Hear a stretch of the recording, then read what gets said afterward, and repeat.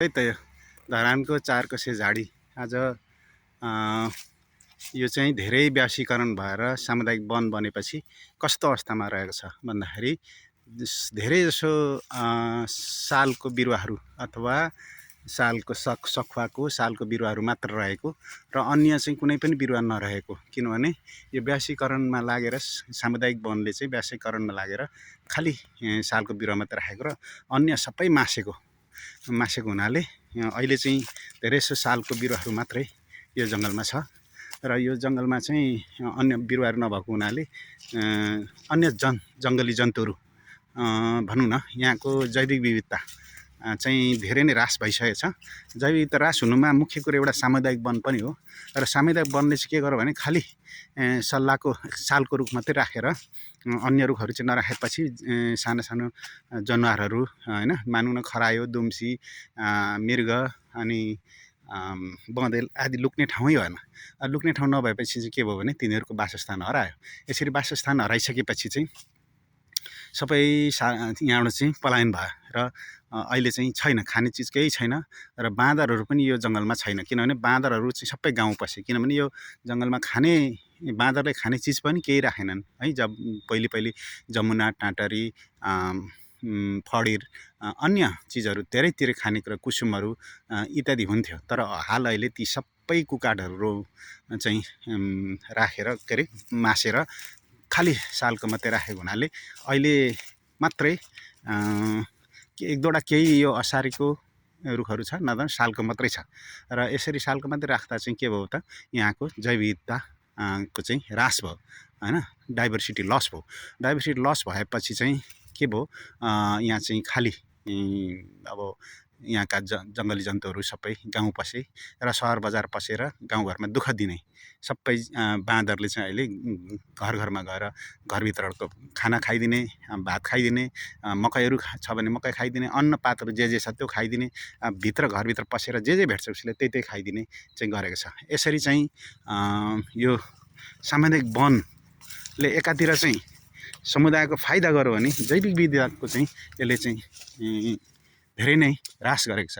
र हुन त अब हेर्दाखेरि राम्रो छ, वनहरू राम्रो देखिएको छ हैन, राम्रो बढेको छ सालको रुखहरू, यसले फाइदा छ। तर के हो भन्दाखेरि यसले चाहिँ जैव विविधता चाहिँ ह्रास गरेको छ।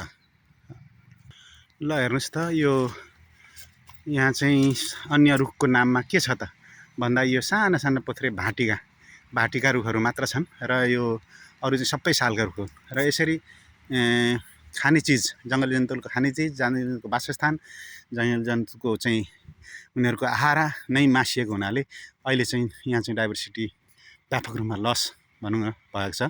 र यो चाहिँ सामुदायिक वनले चाहिँ विचार गर्नुपर्ने हो र यहाँ चाहिँ कुनै पनि जैविक विविधताको चाहिँ राखिएको छैन।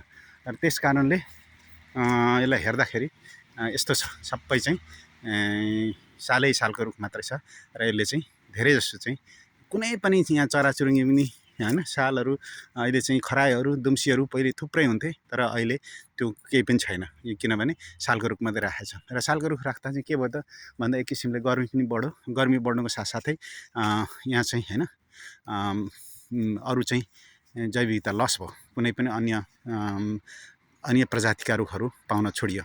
यसरी चाहिँ जैविक विविधताको सामुदायिक वनको अवधारणाले जैविक विविधताको चाहिँ ह्रास भएको देखिन्छ। यहाँहरू सबैलाई नै म देखाउन चाहन्छु। ल हेर्नुहोस् है त, यहाँ चाहिँ सबै यो चाहिँ सालकै रुखहरू मात्रै छ र कोही एक दुईवटा रुखहरू छन्। यो पनि साना रुख होइन, ठुला रुखहरू हो, त्यसलाई पनि काट्ने चाहिँ कोसिस भइरहेकै छ यहाँबाट, कुकाठहरू नराख्ने र सालको रुखहरू मात्रै राखेर चाहिँ यसलाई चाहिँ एकदम व्यावसायिक रूपमा चाहिँ व्यावसायिकरण गरिएको छ। र समुदायले खास गरी अब अहिले त पहिले धेरै फाइदा लिएको थिए, सानो रुखहरूबाट दाउराहरू पाउँथ्यो भने अहिले सालकै रुखहरू मात्रै भएको हुनाले अन्य केही रुखहरू अनि केही दाउराहरू पाउने यहाँ केही पनि देखिँदैन।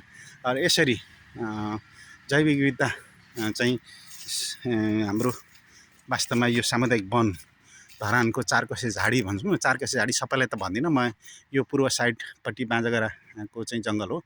यो जङ्गलमा पुरै नै यो चाहिँ गएको छ सबै, र यसरी झाडीहरू चाहिँ सबै गएको हुनाले यहाँ चाहिँ जैव विविधता चाहिँ लस भएको छ र मात्रै अहिले चाहिँ सालको रुखहरूलाई हुर्काइएको छ र यस्तो गर्दाखेरि चाहिँ धेरै नै यहाँको हाम्रो जैविक विविधता चाहिँ लस भएको छ। जैविक विविधताको नाममा के छ त यहाँ?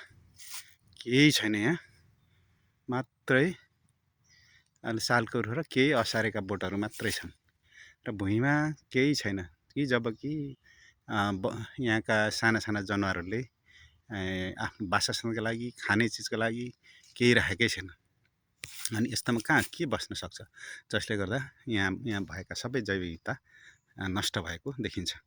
त्यसै गरी होइन, अब साना जनावरहरू लुक्ने खरायो, दुम्सी, मृग आदि लुक्ने ठाउँै छैन होइन। अनि त्यसपछि यहाँ चाहिँ केही हुनेवाला छैन, सबै चाहिँ यो जैविक विविधता चाहिँ मासिएको छ र यो जैविक विविधतालाई चाहिँ अब कायम गर्न निकै गाह्रो हुन्छ। यो चाहिँ सामुदायिक वनमा चाहिँ के भने एउटा व्यावसायिक रूपमा गएको हुनाले र जङ्गलको सबै जैविक विविधता नाश भएको देखिन्छ।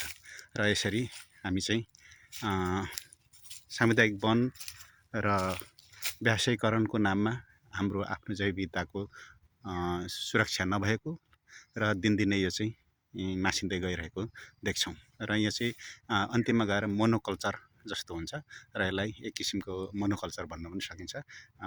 साल मात्र रहन्छ, जसले गर्दा भोलि पर्सि गर्मी बढ्न सक्छ र एकै प्रकारका रोगहरू, एकै प्रकारका विभिन्न किसिमका रोगहरू आउन सक्छ।